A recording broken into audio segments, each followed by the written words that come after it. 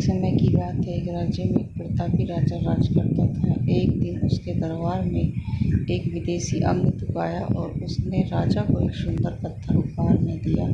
राजा वह पत्थर देख बहुत प्रसन्न हुआ। उसने पत्थर से भगवान विष्णु की प्रतिमा का निर्माण कर उसे राज्य के मंदिर में स्थापित करने का निर्णय लिया और प्रतिमा निर्माण का कार्य राज्य के महामंत्री को सौंप दिया गया। महामंत्री गांव के सर्वश्रेष्ठ मूर्तिकार के पास गया और उसे वह पत्थर देते हुए बोला, महाराज, मंदिर में भगवान विष्णु की प्रतिमा स्थापित करना चाहते हैं। 7 दिवस के भीतर इस पत्थर से भगवान विष्णु की प्रतिमा तैयार कर राजमहल पहुंचा देना।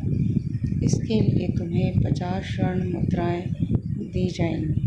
50 स्वर्ण मुद्राओं की बात सुनकर मूर्तिकार खुश हो गया और महामंत्री के जाने के उपरांत प्रतिमा का निर्माण कार्य प्रारंभ करने के उद्देश्य से अपने औजार निकाल लिए।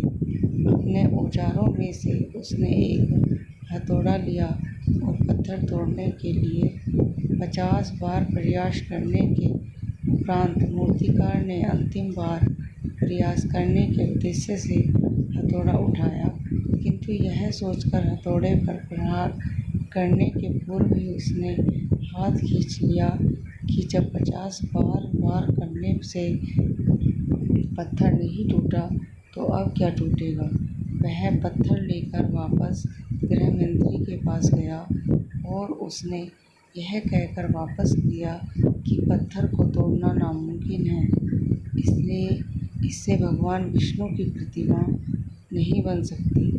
महामंत्री को राजा का आदेश हर स्थिति में पूर्ण करना था, इसलिए उसने भगवान विष्णु की प्रतिमा निर्मित करने का कार्य गांव के साधारण से मूर्तिकार को सौंप दिया।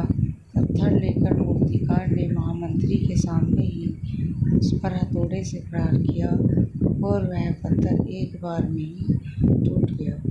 पत्थर टूटने के बाद मूर्तिकार प्रतिमा बनाने में जुट गया। इधर महामंत्री सोचने लगा कि काश पहले मूर्तिकार ने एक अंतिम प्रयास और किया होता तो सफल हो गया होता और 50 स्वर्ण मुद्राओं का हकदार बनता।